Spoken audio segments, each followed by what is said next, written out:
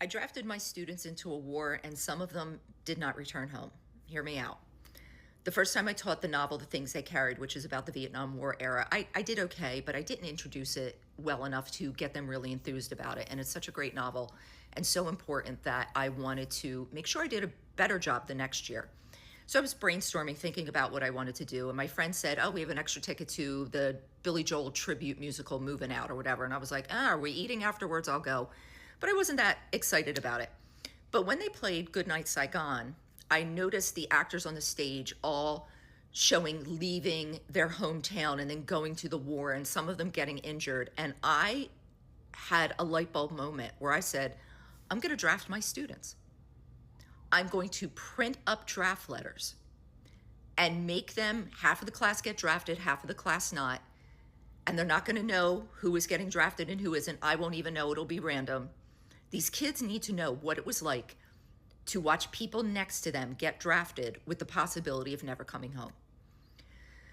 So I'm thinking about this the whole day. I get home, I immediately start working. It takes me about 2 weeks to type up all of the letters, because there's 3 rounds to this draft, I'll explain, to organize everything, to put everything in envelopes, and I knew I was ready to go. So the next year, when I was ready to introduce the novel, I didn't say anything about it that much the day before. The kids came into class, and every single kid took a sealed envelope. And I had created a little movie, which had clips from Dear America, Letters from Vietnam, and some movies and some TV shows depicting, the Vietnam War. I put music like Fortunate Son and Goodnight Saigon. And after the first segment, there was a thing that flashed up on the screen that said, open your first envelope.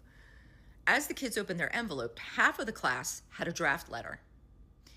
And half of the class said, congratulations, you are not getting drafted. You get to do whatever you want in your future. And they had a little thing to write under each one. And as they wrote, I'm looking around the room. I don't know who got drafted because the letters are sealed. So I'm looking to see who got drafted, who didn't. They put it back in the envelope, and I would say, soldiers, come up. They would take a second envelope. Then I'd say, other people come up. They would take an envelope. They'd watch more of the film, and then it said, open envelope 2. So the people who were not drafted got to write like what their life was like 5 years after high school, 10 years after high school. The people who were drafted found out that they are in Vietnam and might not make it out, might make it out, but they have to say what they hoped they would have been able to do had they not gone to war, except for 3 kids. 3 kids got a letter that said, you have been injured badly and you will not be returning home. When I call, soldiers come up and bring your envelopes up, you stay. So everybody except 3 kids brings their second envelope with their writing up, and they each take a new envelope. I tell all of those kids to open their envelope, and it says the 3 students that will be called up as injured soldiers are about to find out that they will not make it home, and they have to tell their families whatever they wanted their families to know. And when those 3 kids came up, you could just see everybody in the class looking, because they didn't notice it, when everybody was dropping off their envelopes. And I said, injured soldiers, and the 3 stood up. And there were gasps some years to see which classmates, and everybody in the class knew that they were going to find out that they weren't going to make it home. And then the injured soldiers sit down, they open their envelope, and they wrote their letters.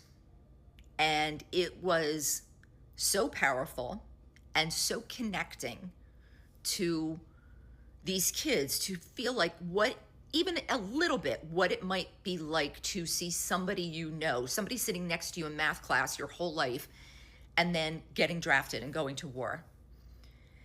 And we had a lot of discussion about it, the next day, what they felt, what they saw, what they heard. And we talked about what it means to go into a war voluntarily or involuntarily. And so they had so many questions. I knew I had to take this a little bit further. So I knew some Marine veterans who were in some local groups, and I said, is there anybody who would be, you think, willing to come into my class and talk about what it was like for them in Vietnam? And this one guy said, you know, I have a friend who has never spoken about it publicly, but I'm going to ask him because I think this is an opportunity for him, almost like a catharsis, to let it out. I wasn't too optimistic about this happening, but I was like, great, thank you. If not, you know, we'll find something else. A couple days later, I get a call, very gruff voice on the other end. And he said, I'm going to come in and talk to your classes. And I want you to know, I will use the language that I use. I will talk about things. And I was just like, okay, yes, sir, fine. I talked to my administrators. They said, absolutely, let's do this. So I had 2 class periods that had this novel, and I brought the other class in. I asked for permission if they could come in to this one period so the guy would only have to speak once. And the Marine veteran comes in and he sits in the front of the class in a chair. You could hear a pin drop with 40, 50 people in my room. And he starts going through his experiences in Vietnam with every detail, with his emotions, with what he saw, with what he heard. And one of the parts that resonated with me so much and sticks with me to this day, he said, when you watch a war on film or on TV, you hear everything, you see everything, but he said, what you can't do is smell everything. And he said, that's one of the things that will never, ever leave me, are the smells of war. And we were all just like, oh my God. So he then at the very end, and this went way beyond the bell, kids were missing their lunch. They didn't care. They did not move. They listened. And when he was done, he said, you know, we never got a welcome. We thought, those of us who volunteered, we thought that we were doing the right thing and fighting for a cause. And we came back to find out people didn't like us, didn't respect us. He said, if I could tell you anything, you might not like the war, but please don't dislike the soldier. And that was his personal message for this, based on his experience.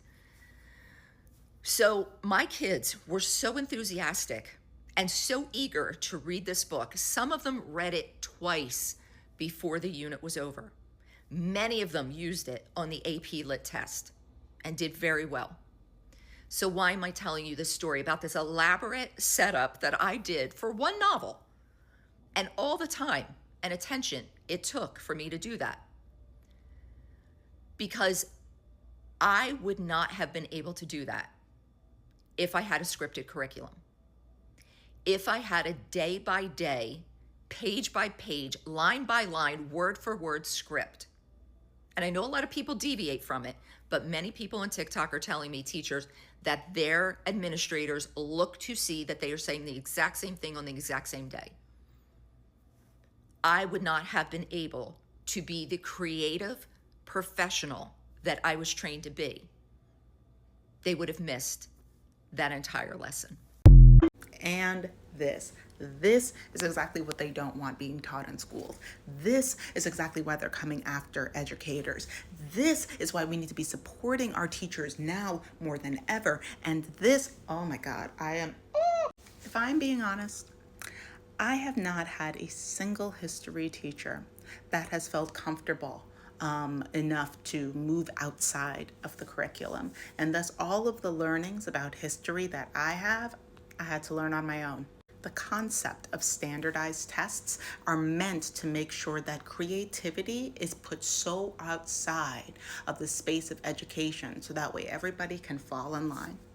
So that way everybody can do what they need to do. So that way everybody can follow orders. This is my opinion, these kinds of standardized tests and standardized curriculums are also part of the school to prison pipeline because it stops you from thinking creatively. It stops you from thinking independently. It stops you from questioning authority and power and who is actually in control for the sake of getting something right so that way you can potentially move on to the next grade when in actuality what's really like to gain is by the schools because the more students make it past a certain, like, get score higher, the more money that the school gets. Thus, a higher incentive for schools to focus on these kinds of tests. But what this teacher did, she was given the space to not only for her class, but for other classrooms that she works alongside,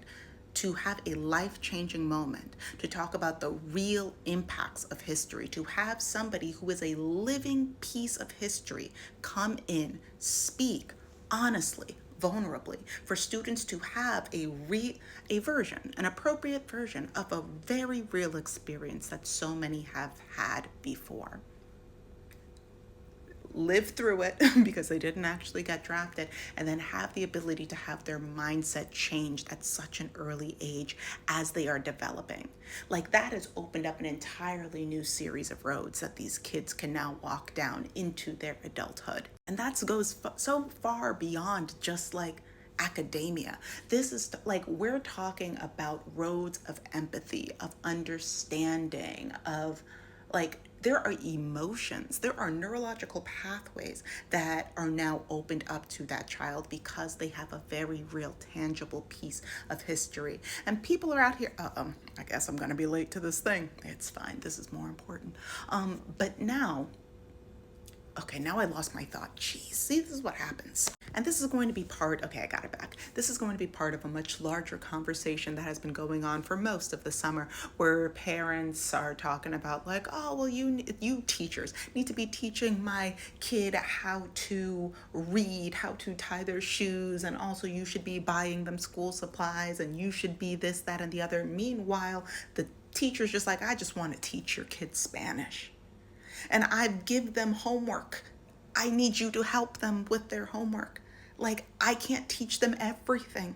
They need to be learning in the home too. The amount of parents that have been so angry online for this entire summer. Meanwhile, listen, I get it. Parenting is hard. There's a reason why a lot of us choose not to be parents, but you made the decision to be a parent. The kid is here.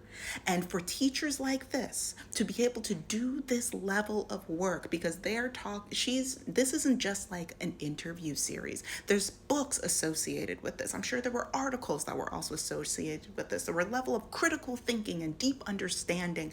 And when this person came in to talk about their experiences in Vietnam, there are levels of literary analysis that students should be able to do at that point, to be able to understand that is a speaker who has a very specific set of experiences that are nuanced in a way that is outside of my experience. They might feel different ways. They might have biases towards certain things. They might and all of that is valid, and we need to look at it under this historical context. These are things that need to be worked on, not just in school, but at home. So that way a strong educator, a creative educator, isn't teaching your kid what way does a B go and what way does a D go. They can have these kinds of nuanced conversations, but that is dependent on what happens in the home.